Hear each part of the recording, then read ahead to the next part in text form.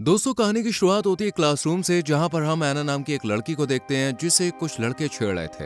एना ने romance love के बजाय पढ़ाई पर ध्यान देने के लिए कहती है और इन पर काफी गुस्सा भी करती है। ये देखकर दूसरे स्टूडेंट भी रोनी का मजाक बनाते हैं। रोनी कहता है कि मुझे तुम जैसी लड़कियां ही पसंद है, और जब एना को किस करने की कोशिश करता है तो पीछे से बेथ आ जाती है और रोनी के साथ झगड़ने लगती है। आवाज सुनकर टीचर भी आ जाती है और सभी स्टूडेंट शांति से सीट पर बैठ जाते हैं। क्लास खत्म होने के बाद एना बेथ को थैंक्स कहती है क्योंकि उसने एना के लिए रोनी से लड़ाई की थी। एना को बेथ इतनी पसंद आती है कि वो उसे अपने घर की पार्टी में आने के लिए इनवाइट करती है। बेथ एना से उसके फादर की एज पूछती है। इस पर एना कहती है कि मेरे फादर बहुत यंग है। एना बेथ से पूछती है कि तुम स्टूडेंट से इतना दूर क्यों रहती हो, किसी से ज्यादा बात भी नहीं करती हो। बेथ जवाब देती है कि मैं थोड़ी इंट्रोवर्ट टाइप हूँ। आगे एना के पूछने पर बेथ अपने फैमिली बैकग्राउंड के बारे में बताती है कि उसके पेरेंट्स बाहर रहते हैं और उसका कोई भाई बहन नहीं है। डिनर के टाइम पर हम एना के फादर कॉनराडो और मदर एल्बा को देखते हैं, जिन्हें एना अपनी नई फ्रेंड बेथ के बारे में बताती है और बर्थडे पार्टी में बेथ को लाने के लिए कहती है।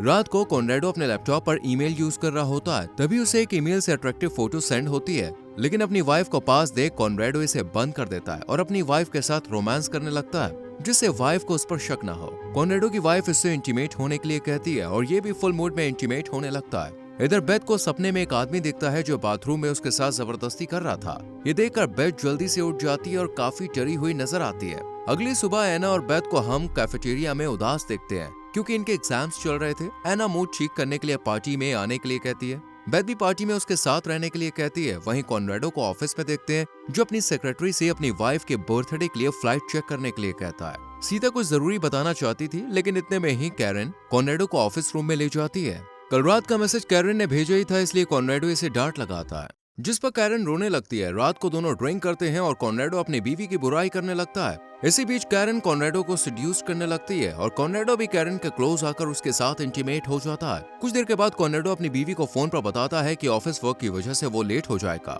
ये सुनकर मेल्बा भी ऑफिस जाने का फैसला करती है। कॉनराडो को डेस्क पर लाइट जलती हुई दिखती है और जब वो पास जाकर देखता है तो वहाँ कैरन होती है, जो पुरानी यादों को ताजा करती है, लेकिन कॉनराडो उन्हें भूल जाने के लिए कहता है। कैरन कहती है कि उसका पति उससे प्यार नहीं करता। ये कहकर कैरन कॉनराडो को छूने लगती है, जिस वजह से कॉनराडो अपने आप पर काबू नहीं रख पाता। लेकिन तभी मेल्बा ऑफिस आ जाती है। इससे पहले कि वो दोनों को देख पाती, कॉनराडो दूसरे रास्ते से मेल्बा के पास आ जाता है। मेल्बा कहती है कि मैं यहाँ तुम्हारा काम करवाने के लिए आई थी, लेकिन कॉनराडो कहता है कि मैं तो बस घर ही आने वाला था। ये कहकर वो लैपटॉप बंद कर देता है और हमें पता चलता है कि कॉनराडो को पहले ही मेल्बा के आने का मैसेज मिल गया था। बर्थडे पार्टी में सब लोग आते हैं। कैरन कॉनराडो को जब घूर कर देखती रहती है तो सीता उसे ऐसा करने से मना करती है, लेकिन कैरन सीता को ही चुप करा देती है। मौका देखकर कैरन कॉनराडो के पास चली जाती है और उसे अट्रैक्ट करने की कोशिश करती है, लेकिन कॉनराडो उसे ये कहते हुए मना कर देता है कि वो अपनी फैमिली को खोना नहीं चाहता है। ये कहकर कॉनराडो मेल्बा के पास आ जाता है। तभी यहाँ बेथ भी आ जाती है और टेबल के नीचे से उसके पैर पर हाथ रख देती है। ये देखकर कॉनराडो थोड़ा घबरा जाता है,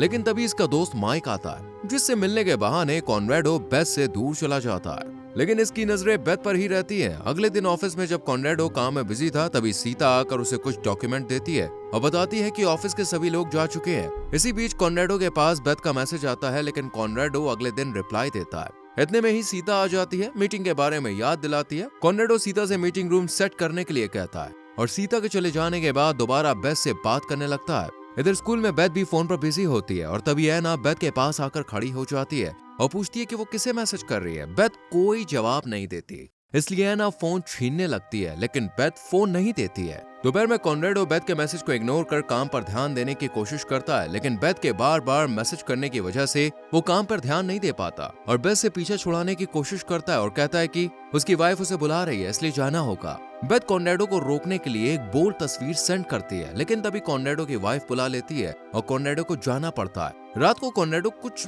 बेचैन सा होता है, इसलिए सोई हुई मेल्बा के पास चला जाता है और उसकी ड्रेस उतारकर उसके साथ इंटीमेट होने की कोशिश करता है। अगले दिन कॉनराडो अपनी टीम की काफी तारीफ करता है क्योंकि क्लाइंट इन लोगों के काम से बहुत ज्यादा खुश था। इसलिए कॉनराडो सबको बताता है कि वो मेल्बा के साथ ट्रिप पर जा रहा है और उसकी जगह माइक काम करेगा। कॉनराडो जो अपने ऑफिस में होता है तो कैरन मैसेज कर बताती है कि वो रिजाइन दे रही है क्योंकि अब उसके हस्बैंड और उसके बीच सब कुछ ठीक हो गया है। ये पढ़कर कॉनराडो काफी खुश होता है कि अब उसे कैरन से छुटकारा मिल जाएगा, लेकिन तभी बेथ का मैसेज आता है। कॉनराडो बेथ को अपनी एक नॉर्मल फोटो भेजता है, लेकिन बेथ कॉनराडो को वीडियो कॉल करके उसे बोल्ड अंदाज में अपनी तरफ अट्रैक्ट करने की कोशिश करती है, लेकिन जैसे ही माइक आता है तो कॉनराडो लैपटॉप बंद कर देता है। ये देखकर बेथ बहुत गुस्सा हो जाती है और तभी एना बेथ को कॉल करके मॉल में चलने के लिए कहती है, लेकिन गुस्से में बेथ जाने से मना कर देती है। और कॉनरेडो जब फिर से कॉल करता है तो बेथ दोबारा से उसे अट्रैक्ट करने लगती है।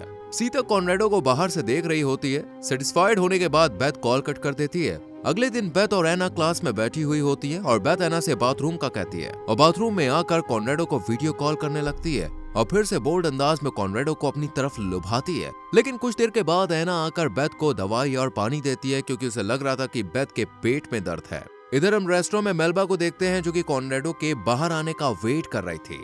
कॉनरेडो कॉल कट होते ही बाहर आ जाता है और कहता है कि उसके पेट में दर्द था। जैसे ही कॉनरेडो बैठता है तो उसे बेथ के मैसेजेस मिलते हैं, इसलिए कॉनरेडो जल्दी से फोन बंद कर देता है। रात को फिर से वही डरावना ख्वाब बेथ को आता है, लेकिन इस बार बेथ को एक और दूसरी लड़की दिखती है। ये देखकर बेथ की आंख खुल जाती है और ये अपनी दोस्त कार्ला को ढूंढने लगती है। तभी कार्ला बेथ के पास आ जाती है और उसके नाइटमेयर्स के बारे में पूछती है। दोनों बात कर ही रहे होते हैं कि कार्ला बेथ के गाल को हाथ लगाती है और उसे किस करने लगती है और दोनों इंटीमेट हो जाती है। अगले दिन ड्राइंग करते वक्त बेथ कॉनरेडो को वीडियो कॉल करती है, लेकिन कॉनरेडो ये कहकर कॉल कट कर देता है कि वो डिस्ट्रैक्ट हो रहा है। इसके बाद जब बेथ बाथरूम से बाहर निकलती है तो बाहर एना के साथ दूसरी स्टूडेंट्स को खड़ा देखती है और बाथरूम का दरवाजा लॉक करने की वजह से इन सबसे माफी मांगती है।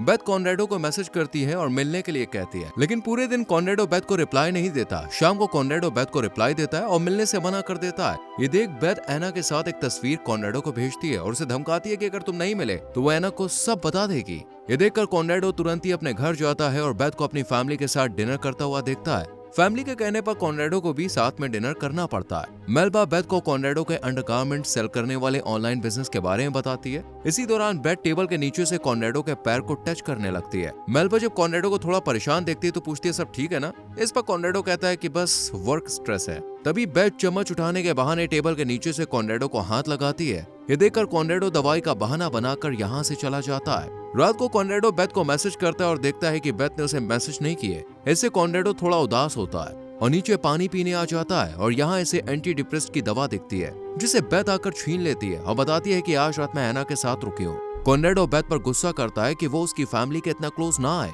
और इस रिश्ते को भी खत्म करने के लिए कहता है, लेकिन बेथ उसे धमकाते हुए कहती है कि उसने सभी वीडियो कॉल्स की रिकॉर्डिंग कर ली है।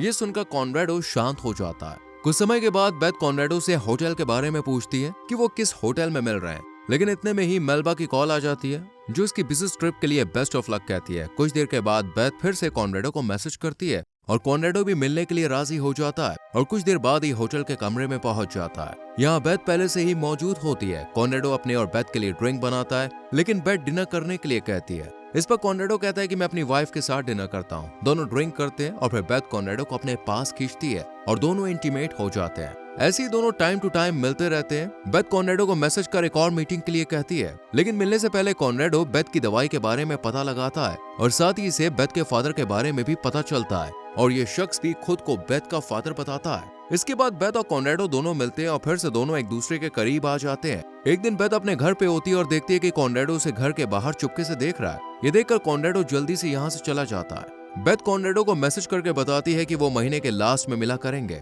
इससे कॉनरेडो को काफी टेंशन होने लगती है क्योंकि वो नहीं चाहता था कि उसकी फैमिली को कुछ पता चले।